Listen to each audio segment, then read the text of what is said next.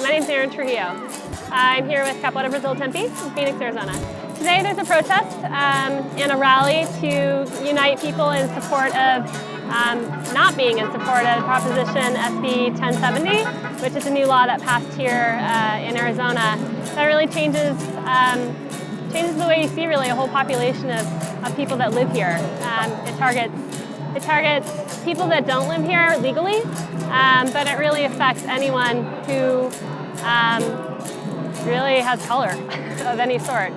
Capoeira is a martial art that comes from Brazil, and it really originates within the African slaves that came over to Brazil that were as well an underserved, underappreciated and oppressed population. Initially, slaves taught themselves to defend themselves, and they had to disguise it because it wasn't legal. But really it was a way of uniting as a community and maintaining integrity and fighting either spiritually or physically what was the sign of their times. Capoeira to me is a community. It's a place where people can come and express, exercise, express their feelings, and it's a very strong group of people from all diverse backgrounds, very strong, kind of something to be passionate about.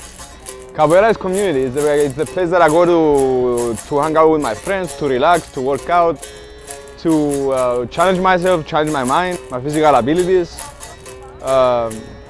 It's just a great place to be. Well, Capoeira is a liberation, a process. It's for freedom. It's an expression for freedom. History suggests that Capoeira arose from oppression.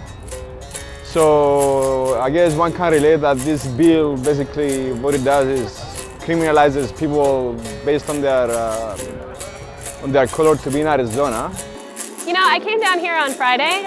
There's been protests all week, and I came down here, and the interesting thing that really struck me strongest was people weren't really talking about legal or illegal or the legalities of, a proposition was passed. People were talking about wanting to be represented and wanting to be respected. And I recognized, I was like, I practiced for 6 years of martial arts that really has its origins within the same values, the desire to be respected, to be liberated, and to kind of rise above oppression. We're here today just to say, hey, we practice a martial art that represents everything that's happening here. The reason I'm here is because I'm an elementary school teacher, and I work with a population of high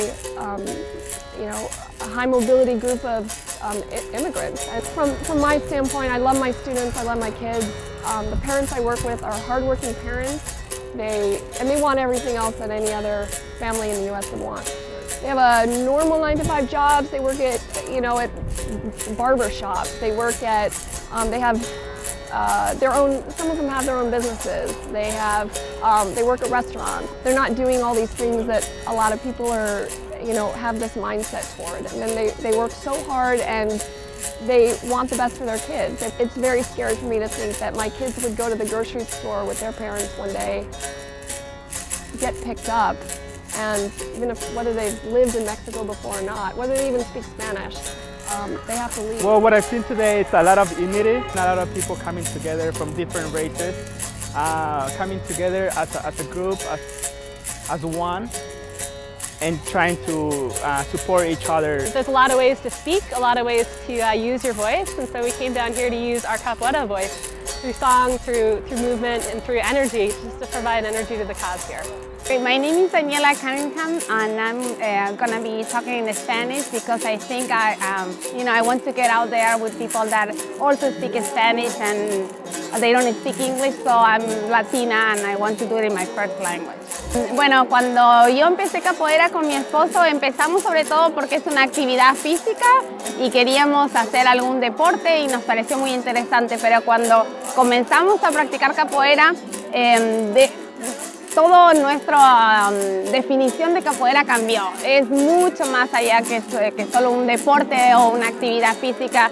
es también una cultura, aprendemos música, diría que es como una forma de vivir. Para mí la relación que hacemos o que hice yo entre capoeira y lo que está pasando hoy con todos los inmigrantes ilegales es esa relación de que capoeira empezó en Brasil con los esclavos que vinieron de África y también fueron perseguidos en Brasil y también usaban capoeira para defenderse. Hoy nosotros estamos aquí para apoyar el grupo porque pensando en lo que significa capoeira para nosotros y en lo que empezó este arte marcial está muy relacionado con la gente que aquí también está peleando por un lugar en este país que no es el nuestro y también es una guerra, es una pelea que tenemos que ganar. Okay, no, you're welcome.